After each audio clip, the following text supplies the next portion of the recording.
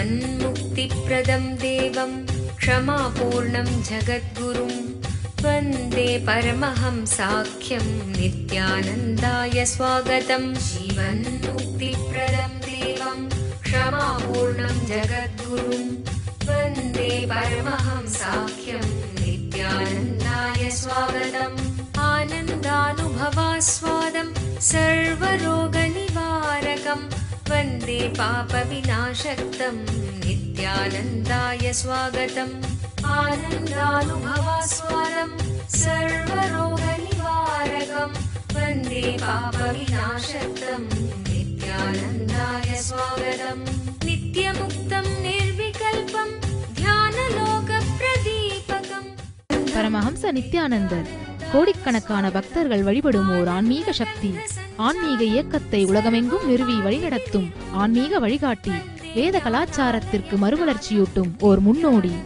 ஆன்மீக நகரமாம் திருவண்ணாமலையில் அவதரித்த அவதார புருஷர் இவர். பிறவியால் ஒரு யோகி. ஆன்மீக ஆய்வு பயணங்களை துணிச்சலோடு மேற்கொள்ளும் நவீன கால குருநாதர். தெய்வீக ஆற்றலின் அடையாளம். கோடிக்கணக்கானவர்களுக்கு உத்வேகம் அளிக்கும் ஆனந்த சக்தி. யோக அறிவியலின் உள்ளார்ந்த சத்தியங்களை தம்முள் கண்டுணர்ந்த யோக புருஷர். மெய்ஞானத்தை விஞ்ஞான ரீதியாக ஆராய்ச்சி செய்யும் மெய்ஞான விஞ்ஞானி. ஞானம் அருளும் வாழும் குருநாதர். கோடிக்கணக்கான சீடர்களால் பின்பற்றப்படும் ஞான குரு. ஞான களஞ்சியம். ஆனந்தத்தை தம் சிரிப்பால் பகிரும் ஆன்மீக பேரலை. ஈடு இணையற்ற தீட்சை அளிக்கும் அவதார சக்தி. ஆனந்த வாழ்விற்கு தேவையான அனைத்து ஜீவன் முக்த சத்தியங்களையும் வெளிப்படுத்தும் சத்குருநாதர். வாருங்கள், உங்களால் மறக்க முடியாத ஆன்மீக அனுபூதியை பெறுங்கள். வேத வேதாந்த சம்வேத்யம் தேவதேவி ஸ்வரூபிணம் வந்தே வடபலாஷிஸ்தம் நித்யானந்தாய ஸ்வாகதம்.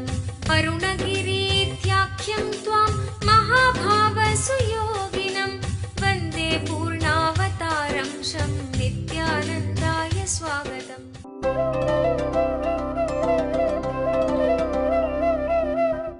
மனிதன் உருவான நாள் முதல் பிரபஞ்சத்தில் பலாயிரக்கணக்கான பல லட்சக்கணக்கான நூல்கள் உருவாகிக் கொண்டே இருந்திருக்கின்றது. வெளி உலகத்திலே நமது முன்னோர்கள் செய்த ஆராய்ச்சிகள், வாழ்க்கையை மேம்படுத்தும் செய்திகள், வாழ்க்கை முறைகள் இவைகளெல்லாம் தொகுக்கப்பட்டு விஞ்ஞான நூல்களாக மாறியது. ரீஇன்வென்ட் பண்ண வேண்டிய தேவை இல்லாமல் ஏற்கனவே கண்டுபிடிக்கப்பட்ட உண்மைகள் அடுத்த ஜெனரேஷனுக்கு, அடுத்த தலைமுறைக்கு மாற்றப்படுவதற்காக உருவாக்கப்பட்டவைதான் நூல்கள். வெளி உலகத்திலே கண்டுபிடிக்கப்பட்ட சத்தியங்களை, உண்மைகளை மறந்துவிடாமல் இருப்பதற்கும் அடுத்த தலைமுறைக்கு உபயோகமாக இருப்பதற்கும் சேர்த்து வைக்கப்பட்ட தொகுக்கப்பட்ட சத்தியங்களின் தொகுப்பு விஞ்ஞான நூல்கள். அதேபோல் உள்ளுலகத்தின் உண்மைகள் மறந்து விடாமல், மறைந்து விடாமல் இருப்பதற்காக, அடுத்த தலைமுறைக்கு அது சென்று சேர்வதற்காக தொகுத்து வைக்கப்பட்ட நூல்கள், உள்ளுலக விஞ்ஞானத்தை பற்றிய சத்தியங்களை தொகுத்து வைத்த நூல்கள் ஆன்மீக நூல்கள். லட்சக்கணக்கான வெளி உலக நூல்களும் உள்ளுலக நூல்களும் பூமியிலே உருவாக்கப்பட்டிருக்கின்றது. உள்ளுலக நூல்கள், ஆன்மீக நூல்களை பொதுவாக 3 வகுப்பாக பிரிக்கலாம். ஒன்று சாத்திரங்கள், இரண்டாவது ஸ்தோத்திரங்கள், மூன்றாவது சூத்திரங்கள். மாற முடியாத, என்றுமே நிலைத்திருக்கின்ற, எல்லோரும் வாழ்ந்தாக வேண்டிய சத்தியங்கள். இதைத்தான் சாத்திரங்கள்னு சொல்றோம்.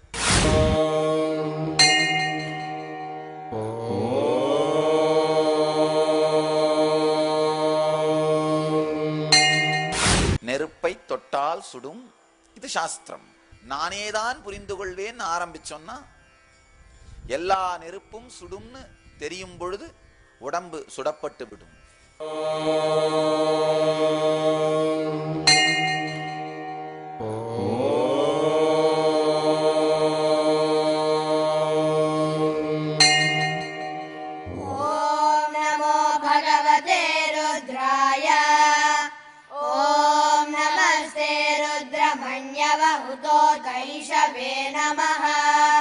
नमस्ते अस्तु धन्वने बाहुभ्यामुतते नमः। या तैषु शिवतमा शिवं बभूव ते धनुः शिवा शरव्याया तव तया नो रुद्रमृळया। या ते रुद्र शिवा तनूरघोरा पापकाशिनी तया नस्तनुभाषन्तमया गिरिशन्ताभिजागशीः यामिषं गिरिशन्तः। நாம் அனுபவித்தாலும் அனுபவிக்காவிட்டாலும், உணர்ந்தாலும் உணராவிட்டாலும், புரிந்து கொண்டாலும் புரிந்து கொள்ளாவிட்டாலும் இவை சத்தியங்களாகவே இருக்கும், மாறாது. நாம் அதை அனுபவமாக மாற்றிக்கொண்டால் இந்த சத்தியங்கள் நம்முடைய வாழ்வை வளமாக்கும். மாற்றிக்கொள்ளாவிட்டால் நம் வாழ்க்கை துக்கத்தில் இருக்கும். ஆனால் சத்தியத்திற்கு மாறுபாடு கிடையாது, சத்தியத்திற்கு மாற்றம் கிடையாது, சத்தியத்திற்கு குறைவு கிடையாது. இது போன்ற நிரந்தரமான, அழிவில்லாத, குறைவில்லாத நிஜமான சத்தியங்களை சாஸ்திரங்கள்னு சொல்றோம். உதாரணத்துக்கு சொன்னா ஆன்மாவை பற்றிய கருத்து, ஆன்மா அழியாதது. நம்முடைய வாழ்க்கை முறையை பற்றிய கருத்து, நம்முடைய வாழ்வு இறப்பு இவைகளை பற்றிய சத்தியங்கள், கர்மத்தை பற்றிய கருத்து, இவைகள் சாஸ்திரங்கள்.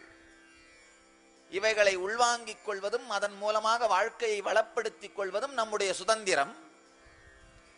ஆனால் நாம் உள்வாங்கினாலும் வாங்காவிட்டாலும், தேர்ந்தாலும் தேராவிட்டாலும், புரிந்தாலும் புரியாவிட்டாலும் இவைகளின் சத்தியத்தன்மைக்கு குந்தகமோ மாறுபாடோ பங்கமோ விளைவிப்பதில்லை.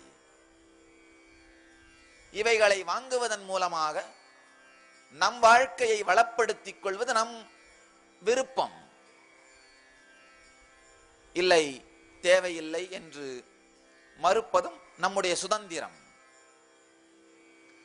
உதாரணத்திற்கு யாரோ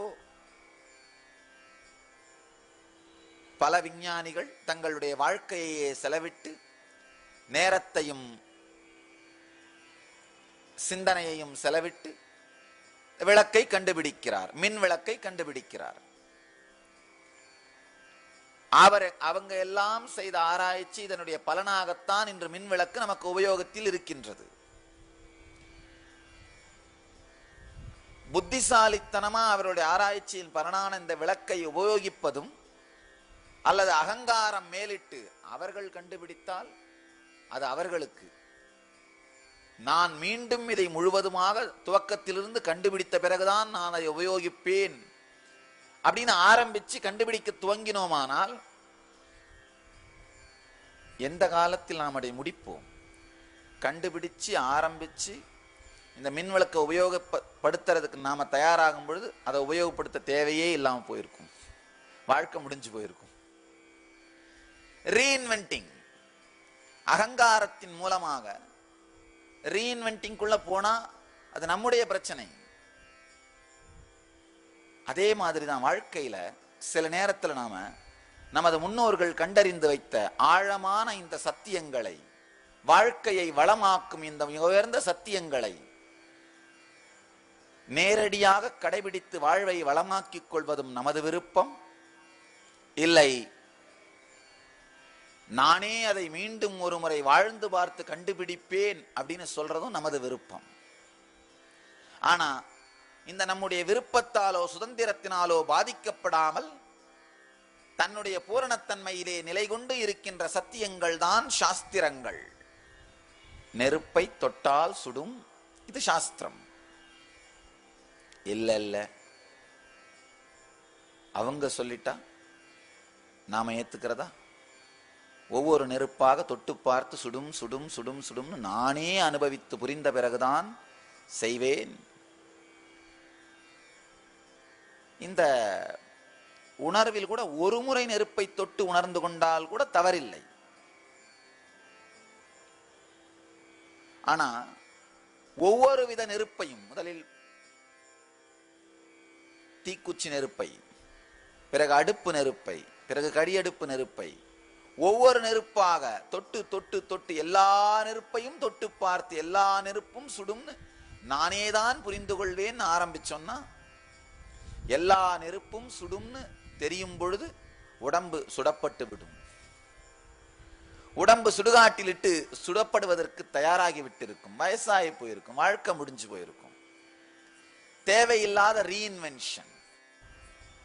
நாம் உணர்ந்தாலும் உணராவிட்டாலும் தன் குணம் மாறாது ஒளிருகின்ற சத்தியங்கள் சாஸ்திரங்கள். இரண்டாவது ஸ்தோத்திரங்கள். ஆன்மீக நூல்களிலே 3 வகை: சாஸ்திரம், அடுத்தது ஸ்தோத்திரம்.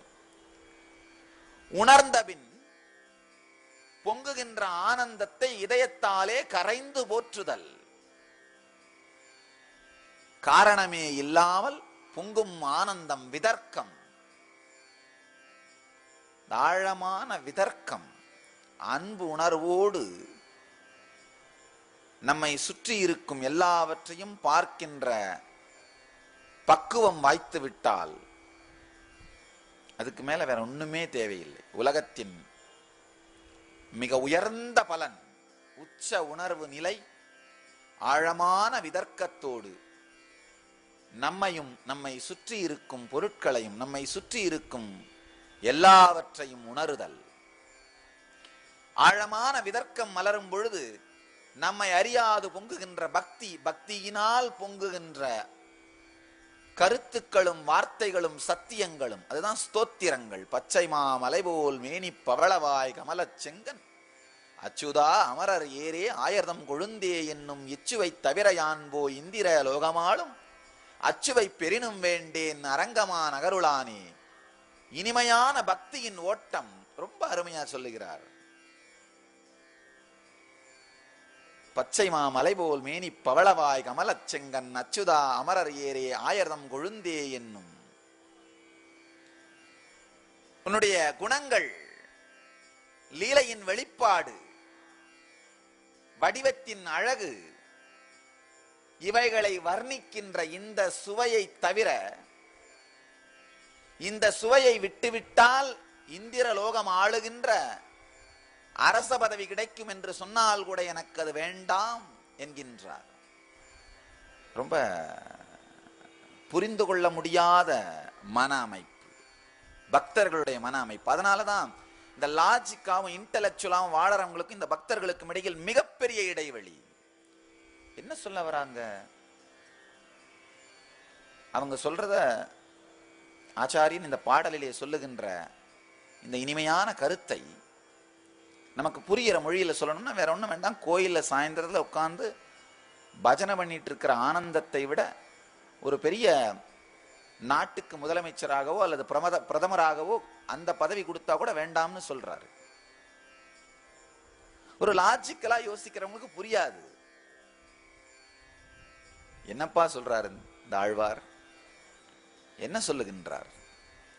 கோயில்ல உட்கார்ந்து பச்சை மாமலை போல் மேனி பவளவாய் கமலச் செங்கன் அச்சுதா அமரர் ஏரே ஆயர்தம் கொழுந்தே என்னும் இச்சுவை தவிர யான்போ இந்திர லோகமாளும் அச்சுவை பெரினும் வேண்டேன் அரங்கமா நகருளானே. இங்க உட்கார்ந்து உன்னுடைய அழகை வர்ணிக்கின்ற இந்த ஆனந்தம் சில நேரத்தில் நம்மை அறியாத அந்த விதர்க்கம் பொங்குமானால் உண்மையிலேயே தோணும், சுத்தி இருக்கிற எல்லாமே உபயோகம் இல்லாதது அப்படின்னு. விதர்க்கம் நமக்குள் மலருமானால் மற்ற எல்லாமே உபயோகம் இல்லாதவையாக தெரியும். நான் ஒரு பெரிய கொடுமை என்னன்னா, இந்த விதர்க்கத்தை உணர்ந்தவர்கள் சமூகத்தை ஆளுகின்ற சக்தியாக ஒரு காலத்திலுமே இருந்ததில்லை. அதனால் இந்த விதர்க்கத்திற்கு சமூகத்திலே மிகப்பெரிய முக்கியத்துவமோ அங்கீகாரமோ கிடைக்காமல் போய்விட்டது. சமூகத்திலே அங்கீகாரமும் முக்கியத்துவமும் கிடைக்காததினாலேயே பல லட்சக்கணக்கான மக்கள் இந்த விதர்க்கத்தை உணரும் நுட்பத்தையும் இதன் பெரும் தன்மையையும் இதை வாழ்க்கை முறையாக வாழும் ஞானத்தையும் பெறாமலேயே இழந்து விட்டார்கள்.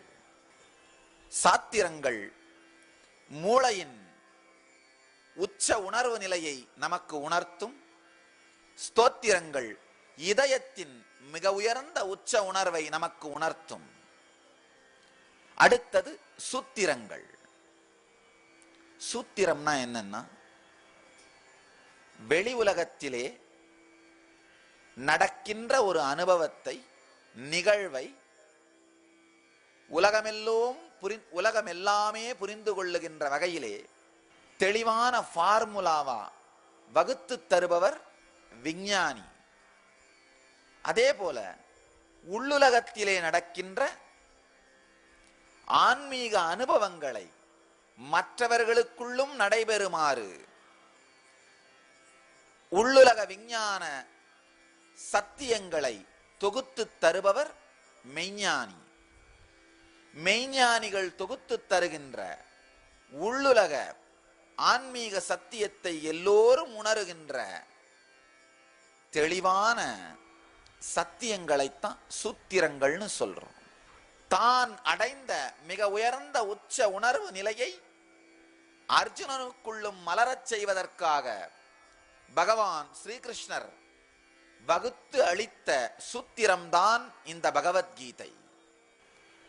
தான் அடைந்த மிக உயர்ந்த நிலையை உலகம் எல்லோவற்றுக்கும், உலகில் உள்ள எல்லா உயிர்களும் அடைவதற்காக, உணர்வதற்காக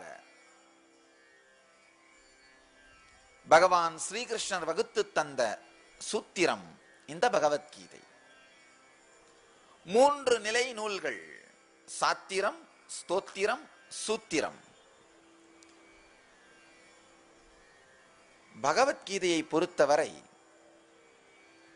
இந்த நூலை உங்களுக்கு விளக்குவதற்காக, அறிமுகப்படுத்துவதற்காக சூத்திரம் என்ற கருத்தில் உங்களுக்கு அறிமுகப்படுத்தினோம். ஆனால் இந்த நூல் வெறும் சூத்திரம் அல்ல. இது சாத்திரம், ஸ்தோத்திரம், சூத்திரம் மற்றும் இதையெல்லாம் தாண்டி இதையும் கடந்தது. அதனால்தான் உலகிலே உருவான ஆன்மீக நூல்கள் அனைத்திலும் தலையாயது என்று பகவத்கீதையை எந்த விதமான தயக்கமும் இல்லாமல் என்னால் சொல்ல முடியும். சாத்திரங்களாக இருக்கின்ற நூல்கள் மூளையின் உச்சத்தன்மையை மட்டுமே உயிர்ப்பிக்கும். இந்த நான் mechanical parts of the brain awaken பண்ணும். நம்முடைய பிறப்பினாலேயே நம்முடைய மூளையிலே இருக்கின்ற சில பாகங்கள் இயங்க துவங்கும். அதாவது லங்ஸ் இயங்கணும்னா மூளை இயங்கி ஆகணும். நம்ம ஹார்ட்டை கண்ட்ரோல் பண்ற மூளையினுடைய பாகம் இயங்கி ஆகணும். பிளட் சர்க்குலேஷனை கண்ட்ரோல் பண்ற மூளையின் பாகம் இயங்கி ஆகணும். பிறப்பினாலேயே, மனித உடல் இருப்பதனாலேயே மூளையின் சில பாகங்கள் இயங்கியாக வேண்டும். அதுதான் மெக்கானிக்கல் பார்ட்ஸ்னு சொல்றோம். அப்படி இல்லாம நான் mechanical parts of the brain சிலது இருக்கு. நம்ம எல்லாருடைய அதிகபட்சமாக 13% மூளையைத்தான் உபயோகிக்கின்றோம். 13% தான் மெக்கானிக்கல் பார்ட்ஸ். ஒரு அவதார புருஷரிடமிருந்து நேரடியான வழிகாட்டுதல் வேண்டுமா? பரமஹம்சருடன் நேருக்கு நேர். நித்யானந்தம், நித்யானந்தா ஹியர். இதோ உங்களுக்காக பரமஹம்ச நித்யானந்தர் நேரடியாக வழங்கும் ஒரு அரிய வாய்ப்பு.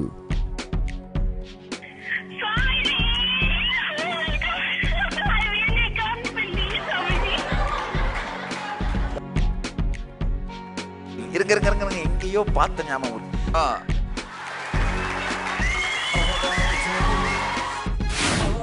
நான் மாடல் எக்ஸாம் நல்லா பண்ணோம், பயமா இருக்கு. இதே தெரிஞ்சு நீ சக்சஸ் ஆக போற, நான் பாத்துக்கிறேன். ஆனந்தமா இருக்கும், ஆனந்தமா இருக்கு.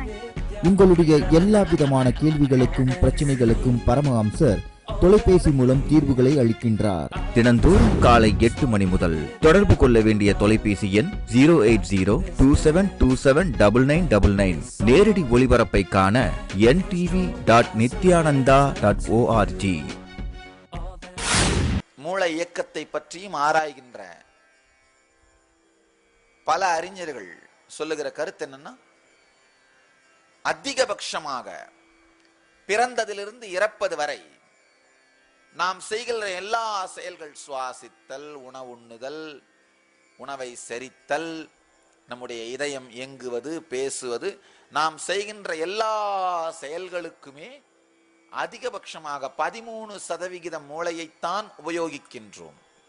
13% தான் மெக்கானிக்கல் பார்ட்ஸ், 87% நான் மெக்கானிக்கல் பார்ட்ஸ். இந்த சாஸ்திரங்கள் சொல்லுகின்ற சத்தியங்கள் நான் மெக்கானிக்கல் பார்ட்ஸ் ஆஃப் த பிரெயினை உயிர்ப்பிக்கும். அதற்காக தான் சாஸ்திரங்கள் என்ன பண்ணணும்னா, நம்முடைய வாழ்க்கையினுடைய பல நிகழ்ச்சிகளை வைத்து வாழ்க்கையையே புரிய வைத்தல், இந்த நிகழ்வுகளை ஆராய்வதன் மூலமாக வாழ்க்கையையே புரிந்து கொள்ளுதல், வாழ்க்கையின் போக்கையே உணர்ந்து கொள்ளுதல், இதுதான் சாஸ்திரங்கள் நமக்கு செய்கின்ற சேவை. நான் மெக்கானிக்கல் பார்ட்ஸ் ஆஃப் த பிரெயினை உயிர்ப்பிக்க வைத்தல். அடுத்து ஸ்தோத்திரங்கள்.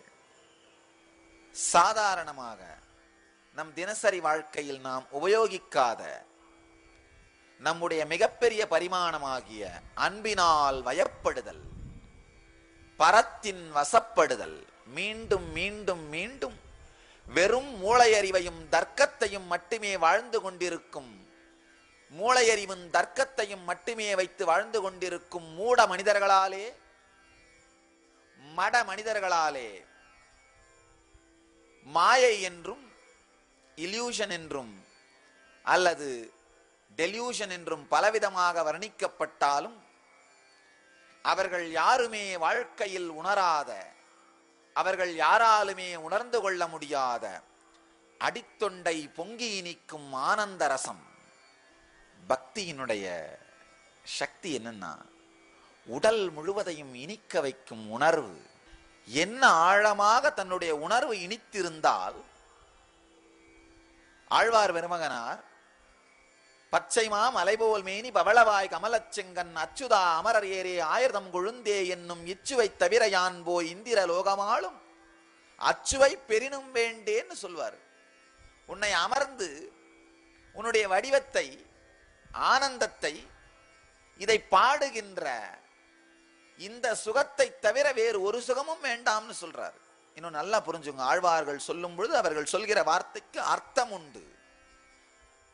What they say they mean.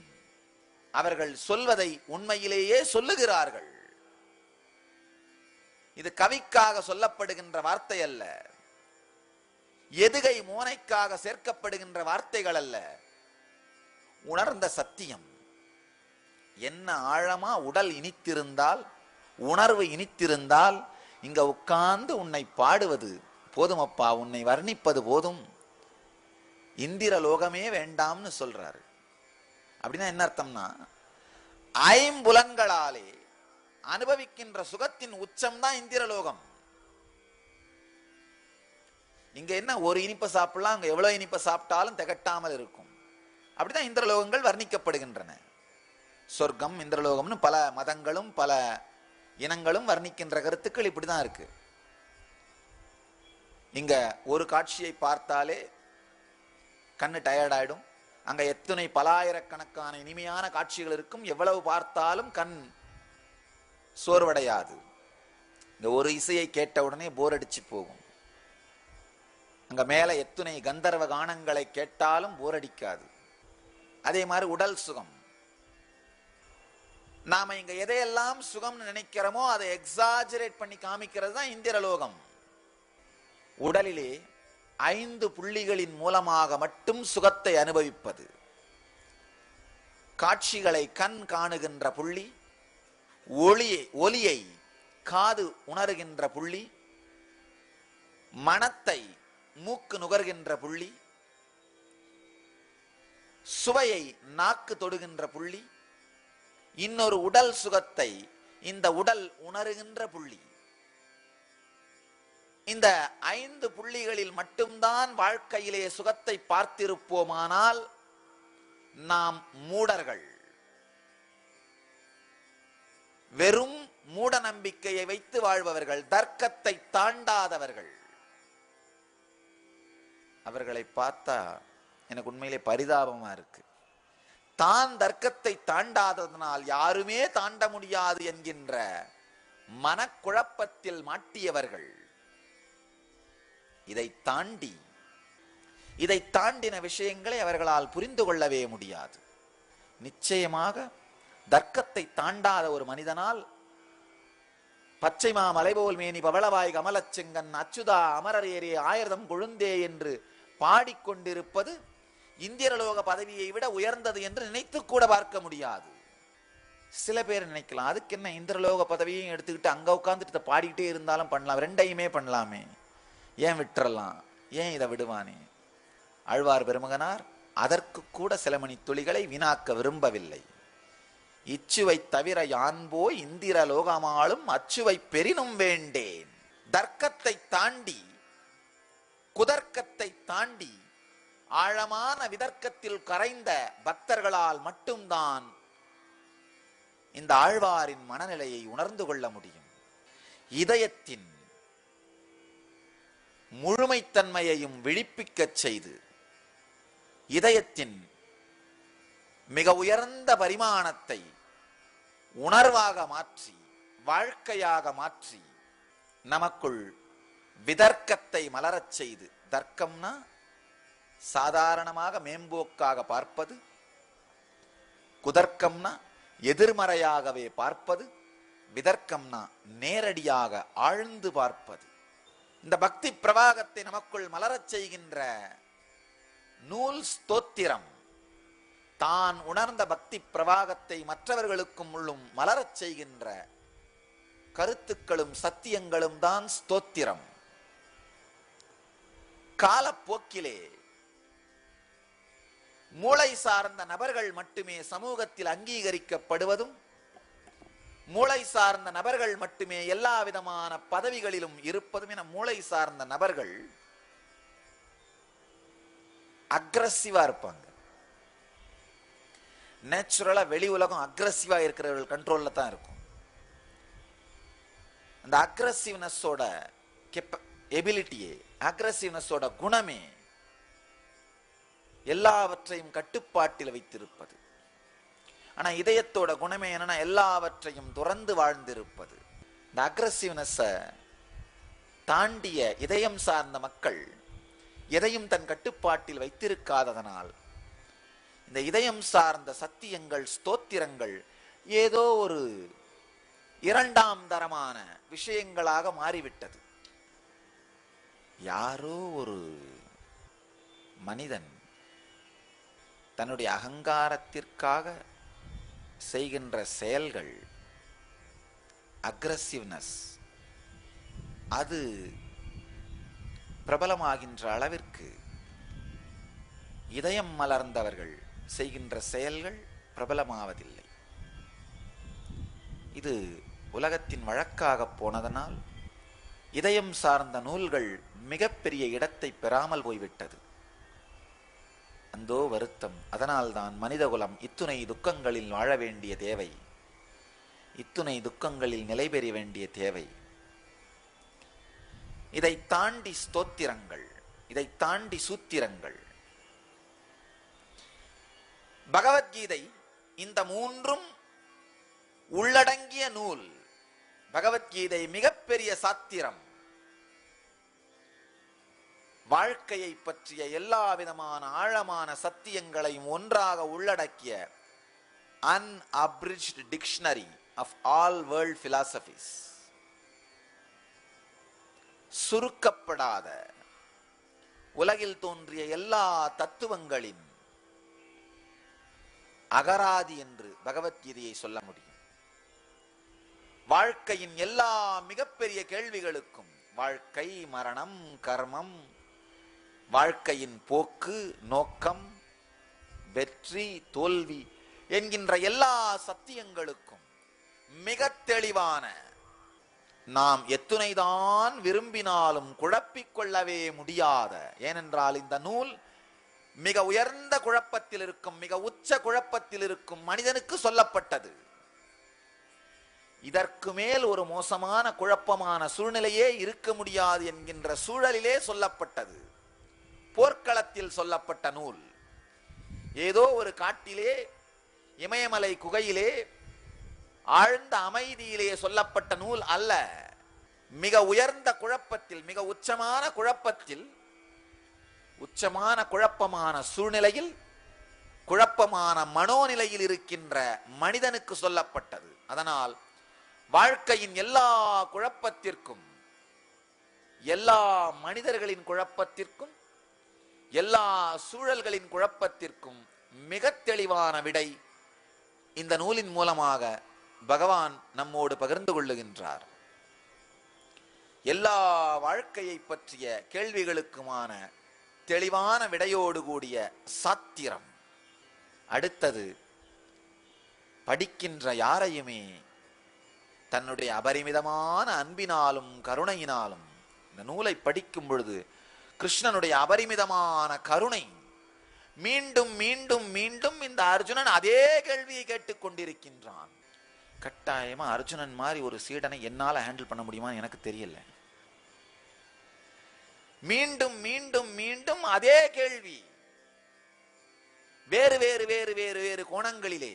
ஆனா தன்னுடைய அபாரமான பொறுமையினாலும் அன்பினாலும் கருணையினாலும் ஒவ்வொரு கேள்வியையும் ஆழ்ந்த பொறுமையோடு தான் விளக்குவது மட்டுமல்ல, அர்ஜுனா உனக்கு விளங்கிவிட்டதா என்று மீண்டும் மீண்டும் மீண்டும்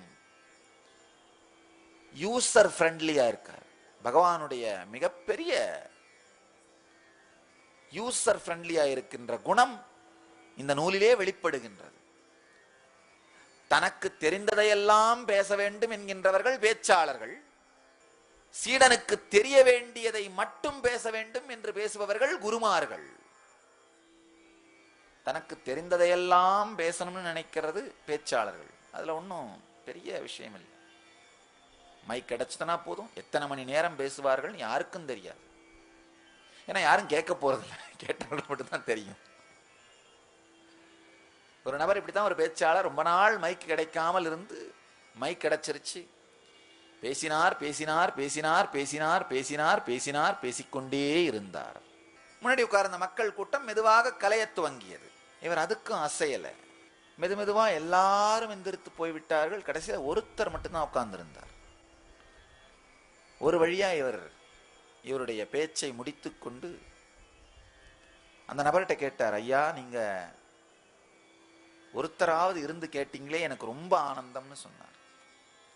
இருந்து கேட்டவர் சொன்னா, இல்லைங்கய்யா நான் அந்த மைக் செட் இன்சார்ஜ், அதனால உட்கார்ந்துருக்கிறேன். இல்லை, இதோட முடியல. இந்த பேச்சாளர் உடனே அவரை பிடிச்சிட்டார். பாருங்க, உங்களால தான் நான் இவ்வளவு நேரம் பேசினேன். எனக்கு பேச ஆரம்பிச்சா டைம் போறதே தெரியாது. நீங்க ஒரு வாட்ச் வச்சிருந்தா நான் கரெக்டா டைம் பார்த்து முடிச்சிருப்பேன் இல்லையா? மைக் செட் அரேஞ்ச் பண்ணும் பொழுதே ஒரு வாட்சையும் ஒரு கடிகாரத்தையும் வச்சிருக்கணும் இல்லையா?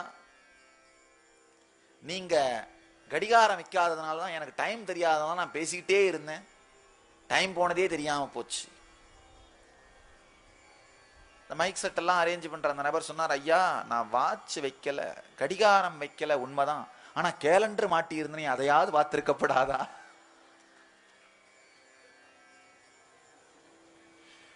தனக்கு தெரிந்ததையெல்லாம் பேசுகின்ற முறை வேறு, கேட்பவர்களுக்கு தேவையான மற்றதை மட்டும் பேசுகின்ற முறை வேறு. கிருஷ்ணன் அர்ஜுனனுக்கு தேவையானதை மட்டும் பேசுவது மட்டுமல்லாமல் ஒவ்வொரு முறையும் அர்ஜுனன் அதை உள்வாங்கி விட்டானா என்கின்ற ஆழமான கருணையோடு படிப்படியாக அர்ஜுனனுக்கு அதை புரிய வைக்கின்றார்.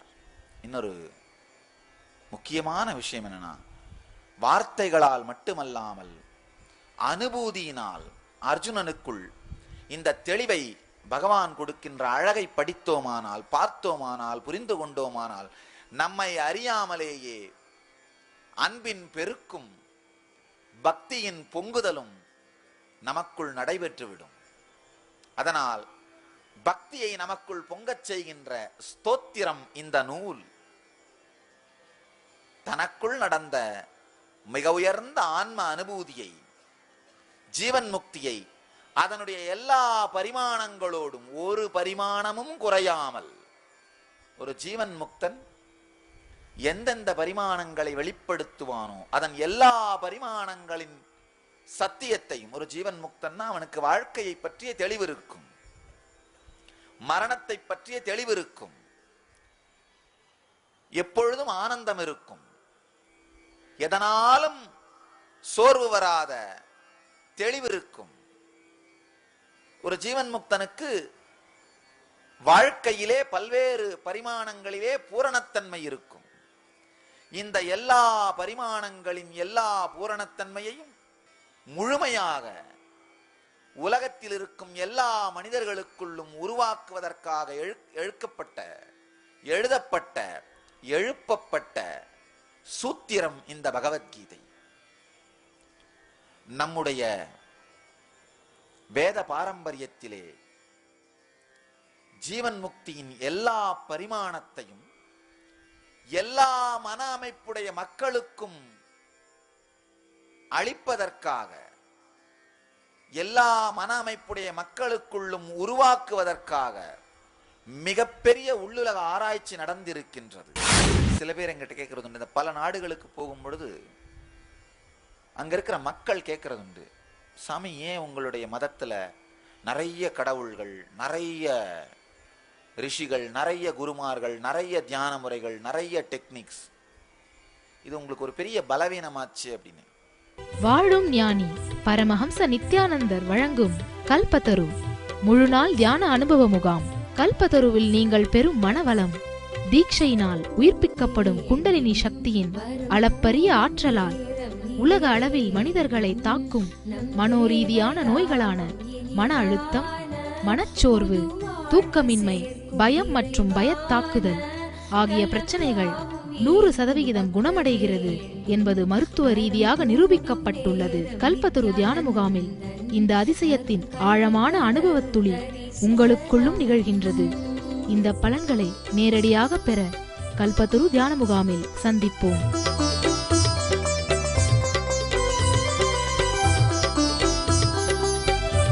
மேலும் விவரங்களுக்கு நித்யானந்த தியான பீடம், நித்யானந்தபுரி, கிரிவலப்பாதை, திருவண்ணாமலை.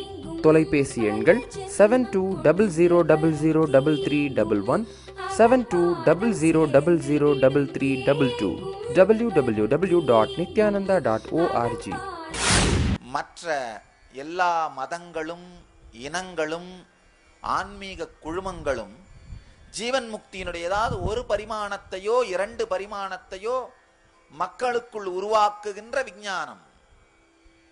ஆனால் நம்முடைய வேத பாரம்பரியத்திலே ஆயிரக்கணக்கான ரிஷிமார்கள், ஆயிரக்கணக்கான குருமார்கள், ஆயிரக்கணக்கான ஞானிகள், சித்தர்கள், மகான்கள் உள்ளுலகத்திலே ஆராய்ச்சி செய்ததனால் ஜீவன் முக்தியின் எல்லா பரிமாணங்களையும் எல்லா மனமைப்புடைய மனிதர்களுக்குள்ளும் உருவாக்குவதற்கான சத்தியங்கள் உருவாக்கப்பட்டன. அவைகள் எல்லாவற்றின் தொகுப்புதான் இந்த பகவத்கீதை என்னும் மிக உயர்ந்த ஞான சூத்திரம். சில பேர் எங்கிட்ட கேட்கறது உண்டு, இந்த பல நாடுகளுக்கு போகும் பொழுது அங்க இருக்கிற மக்கள் கேட்கறது உண்டு, சாமி ஏன் உங்களுடைய மதத்துல நிறைய கடவுள்கள், நிறைய ரிஷிகள், நிறைய குருமார்கள், நிறைய தியான முறைகள், நிறைய டெக்னிக்ஸ், இது உங்களுக்கு ஒரு பெரிய பலவீனமாச்சு அப்படின்னு. நான் சொல்றது அதுதான் எங்களுடைய பலம், பலவீனம் அல்ல. 33 கோடி தேவதைகள், 42,000 ரிஷிகள், ஆயிரக்கணக்கான தியான முறைகள், இதுதான் எங்களுடைய பலம். இது எங்களுடைய பலவீனம் அல்ல. எந்த மன அமைப்புடைய மக்களாக இருந்தாலும் அவர்களுக்குள் எல்லா ஜீவன் முக்தியின் பரிமாணத்தையும் உருவாக்குவதற்கான பல்வேறு விதமான பாதைகள். இது எங்களுடைய பலவீனம் அல்ல, பலம். நம்முடைய தர்மத்திலே உருவான, வேத பாரம்பரியத்தில் உருவான ஒவ்வொரு ஞானியும், ஒவ்வொரு ரிஷியும், ஒவ்வொரு யோகியும், ஒவ்வொரு தெய்வீக பாரம்பரியமும் ஜீவன் முக்தியின் ஒவ்வொரு பரிமாணத்தை ஒவ்வொரு தரமான மக்களுக்குள்ளும் உருவாக்குவதற்காக உருவானவை. அதனால் ஆயிரக்கணக்கான மக்களின், ஆயிரக்கணக்கான ரிஷிகளின் ஆராய்ச்சியின் தொகுப்பு இந்த மிகப்பெரிய பாரம்பரியம். உங்க நாட்டில் இந்த வெளி உலகத்தை பத்தி நிறைய ஆராய்ச்சி நடந்திருக்கு. காரை பத்தி நிறைய பேர் ஆராய்ச்சி பண்ணியிருக்கீங்க. அதனாலதான் ஆயிரக்கணக்கான மாடல் காருங்க. எங்க ஊர்ல உள்ளுலகத்தை பத்தி நிறைய பேர், ஆயிரக்கணக்கான பேர் ஆராய்ச்சி பண்ணியிருக்காங்க. அதனாலதான் ஆயிரக்கணக்கான ஆன்மீக பாதைகள். எந்த துறையிலுமே ஆயிரக்கணக்கான பேர், பலாயிரக்கணக்கான பேர் ஆராய்ச்சி செய்தால் பலாயிரக்கணக்கான பாதைகள் உருவாகும். நீங்க வெளி உலகத்துல சுத்துறது எப்படின்னு நிறைய ஆராய்ச்சி பண்ணியிருக்கீங்க. வெளி உலகத்துல விஷயத்தை அடையிறது எப்படின்னு ஆராய்ச்சி பண்ணியிருக்கீங்க. அதனால வெளி உலகத்துல நிறைய பாதை, நிறைய கார். நாங்க உள்ளுலகத்துல அடையிறது எப்படின்னு நிறைய ஆராய்ச்சி பண்ணியிருக்கோம். அதனாலதான் நிறைய ஆன்மீக வழிமுறைகள், நிறைய குருமார்கள், நிறைய தெய்வங்களின் வடிவங்கள். எல்லா ஜீவன் முக்தியின் பரிமாணத்தையும் எல்லா மனிதர்களுக்குள்ளும் உருவாக்குவதற்கான எல்லா சூத்திரங்களின் தொகுப்பு இந்த பகவத்கீதை. உலகின் எல்லா மன அமைப்பு மனிதர்களுக்கும், இதுவரை வந்த மனிதர்கள், இப்பொழுது வந்திருக்கின்ற மனிதர்கள், இதற்கு மேல் வரப்போகின்ற மனிதர்கள், எல்லோருடைய மன அமைப்பிற்குள்ளும் ஜீவன் முக்தியின் எல்லா பரிமாணங்களையும் உருவாக்குவதற்காக எம்பெருமான் பகவான் ஸ்ரீகிருஷ்ணர் வகுத்து அளித்த எல்லா சூத்திரங்களின் சாரம் இந்த பகவத்கீதை. இந்த நூல் சாத்திரம், ஸ்தோத்திரம், சூத்திரம், மூளையின் மிக உச்சத்தன்மையான சத்தியங்களை அளிக்கவும், உணர்வின் மிக உச்சத்தன்மையான பக்தியை அளிக்கவும், உணர்வின் ஆழ்ந்த உணர்வின் மிக உச்சத்தன்மையான ஜீவன் முக்தியை உங்களுக்குள் மலரச் செய்யவும், மூளை, இதயம், உணர்வு, இந்த மூன்றின் மிக உச்சத்தன்மையான ஜீவன் முக்தியின் எல்லா பரிமாணங்களையும் உங்களுக்குள் மலரச் செய்வதற்கான எல்லா சத்தியங்களையும் எம்பெருமான் இந்த ஒரு நூலில் நம்மோடு பகிர்ந்து கொள்ளுகின்றார். இந்த நூலை ஆழ்ந்து புரிந்து கொள்ளுங்கள். நூலை புரிந்து கொண்டால்தான் நூலுக்குள் இருக்கும் சத்தியங்களை நாம் உணர்ந்து கொள்ள முடியும். தொடர்ந்த நாட்களில் பல ஊர்களிலும் இந்த பகவத்கீதையின் சாரத்தை, பகவத்கீதையின் சத்தியத்தை தியான சத்சங்கமாக உங்களோடு பகிர்ந்து கொள்ளுகின்றேன். இந்த பகவத்கீதை வெறுமனே சொற்பொழிவாக இல்லாமல் ஆழ்ந்து இதை விதர்க்கத்தோடு உள்வாங்கி இதில் சொல்லப்படும் தியான நுட்பங்களை வாழ்க்கையாக மாற்றினீர்களானால், ஸ்ரீகிருஷ்ணன் வாழுகின்ற அவதார புருஷர்களை வாழ்ந்த என்ற வார்த்தையினால் நாம் சொல்வதில்லை, கடந்த காலத்திலே அவர்களை நாம் சொல்வதில்லை. ஏனென்றால் அவர்கள் இன்றும் வாழ்ந்து கொண்டிருக்கிறார்கள்.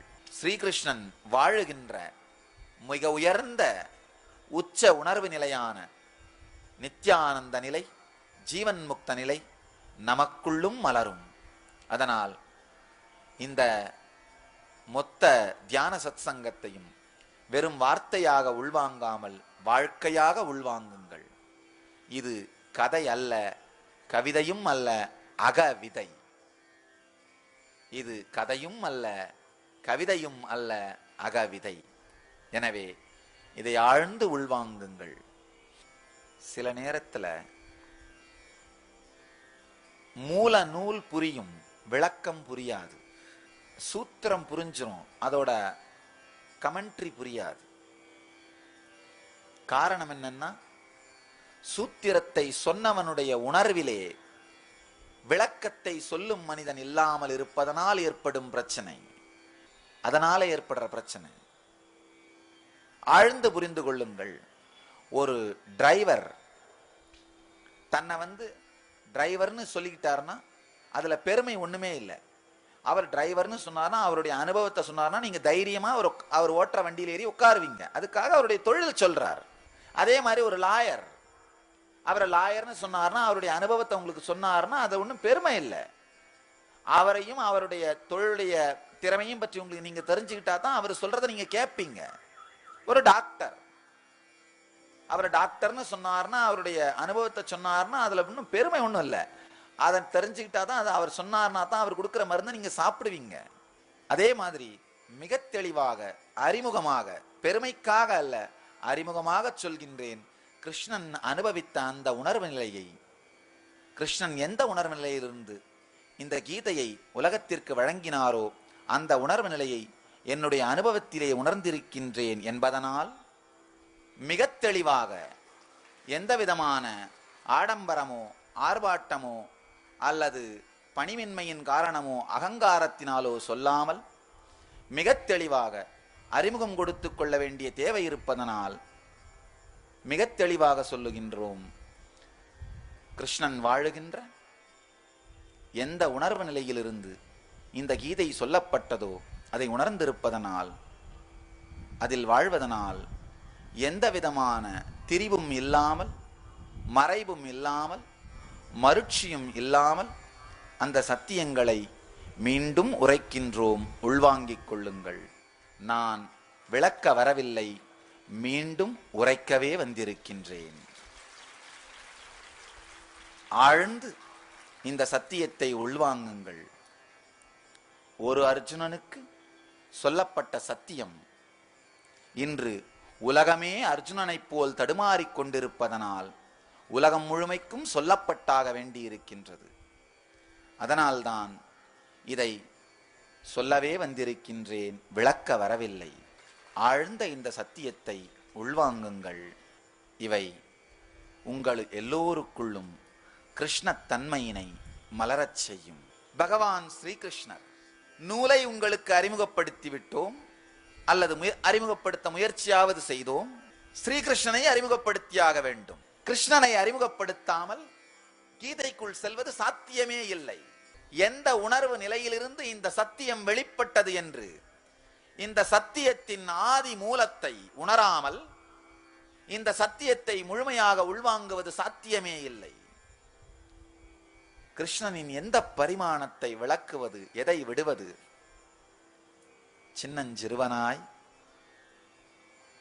வெண்ணெய் திருடி கோபி பெண்களோடு விண்டு விளையாடி செய்த குறும்பனாய் பாலகனாய் வாழ்ந்த பரிமாணத்தையா, அல்லது கோபியர் பெண்களோடெல்லாம் மதுர பாவத்தில் விளையாடி செய்திட்ட ஆனந்தமான நீலையா? இதை தாண்டி எதிரிகளை வாட்டி எடுத்து வம்சித்து துவம்சித்து வீரனாய் எழுந்த வில்லாளியா? இசையிலே உலகையே மயக்கும் புல்லாங்குழல் கலைஞனையா?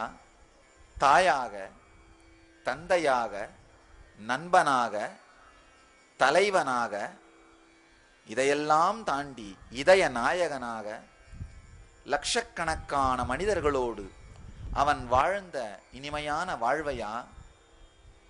எந்த பரிமாணத்தை விளக்குவது என்றே தெரியாத உண்மையில்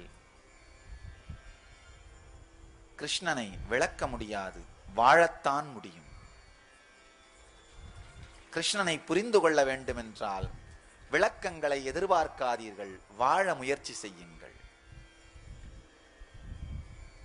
எந்த பரிமாணத்தையுமே சொல்ல முடியாது. நம்முடைய பாரம்பரியத்துல மூளையை மட்டும் சார்ந்து இருந்த மனிதர்களாலே கிருஷ்ணனை முழுமையாக புரிந்து கொள்ள முடியவில்லை. மாயாவாதிகள் எல்லாருமே இந்த இன்டலெக்சுவலா வெறும் பாண்டித்யம் மட்டுமுடையவர்கள் எல்லாருமே என்ன சொல்றாங்க, ராதை கிருஷ்ணன் அப்படிங்கிற அந்த பாகமே கிருஷ்ணனுடைய வாழ்க்கையில கிடையாது, அது பின் இடைச்செருகல்னு சொல்றார்கள். வெறும் உணர்ச்சி வசம் மட்டும் பட்டவர்கள். கீதை கிருஷ்ணன்ற ஒரு பரிமாணம் கிருஷ்ணனுக்கு கிடையவே கிடையாது, அது இடைச்செருகல்னு சொல்றார்கள். கீதை கிருஷ்ணனும் ராதை கிருஷ்ணனும் ஒரு நபர் தான், ஒரு நபரின் பல்வேறு பரிமாணம் தான் உணர்றதுக்கே. அந்த உணர்வை வாழ்ந்தால் மட்டும்தான் புரிந்து கொள்ள முடியும். கீதை கிருஷ்ணனை மாதிரி இன்டெலெக்சுவலா இருக்கிறவங்களால ராதை கிருஷ்ணனை போல அன்பிலே கரைய முடியாது. ராதை கிருஷ்ணனை போல அன்பிலே கரைபவர்களுக்கு கீதை கிருஷ்ணனை போல இன்டெலெக்சுவலா இருக்க முடியாதுன்னு சமூகத்திலே ஒரு கருத்து நிலவுகின்றது. சாதாரண மனிதர்களாலே 2 பரிமாணத்தின் உச்சத்தையும் வெளிப்படுத்த முடியாது. நம்முடைய சக்தி முழுவதையும் தலை எடுத்துருச்சுன்னா கீதை கிருஷ்ணா மட்டும்தான் வாழ்வோம், ராதை கிருஷ்ணா இருக்க முடியாது. நம்ம சக்தி முழுவதையும் இதயம் மட்டுமே உறிஞ்சிருச்சுன்னா ராதை கிருஷ்ணா மட்டும்தான் இருப்போம், கீதை கிருஷ்ணா வாழ முடியாது. ஆனா மூளை வழியாகவும் இதயம் வழியாகவும் உணர்வு வழியாகவும் எல்லா வழியாகவும் சக்தியின் முழுமையை வெளிப்படுத்தக்கூடிய, எல்லா பரிமாணங்களோடும் விளையாடக்கூடிய, சதிராடக்கூடிய மிக உயர்ந்த கிருஷ்ணன் எனும் பரம்பொருளை வார்த்தையினாலே வர்ணிக்கவோ புரிந்து கொள்ளவோ முடியாது. மிக உயர்ந்த ஸ்ட்ராட்டஜி பிளானர்.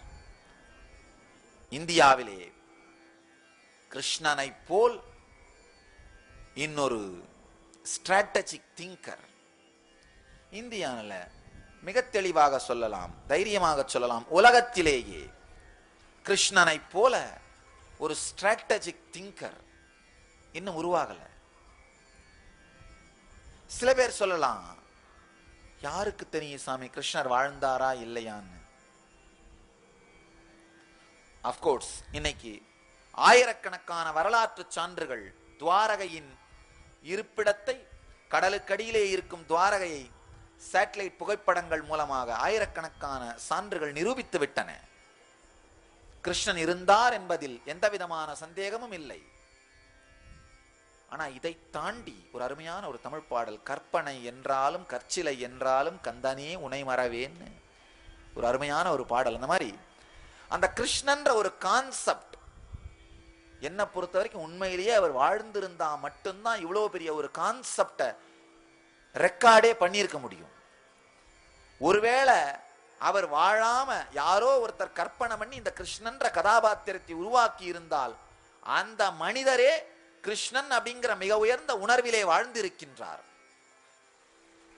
அதனால இந்த கதாபாத்திரத்தை உருவாக்கி இருந்த மனிதன் கடவுள்.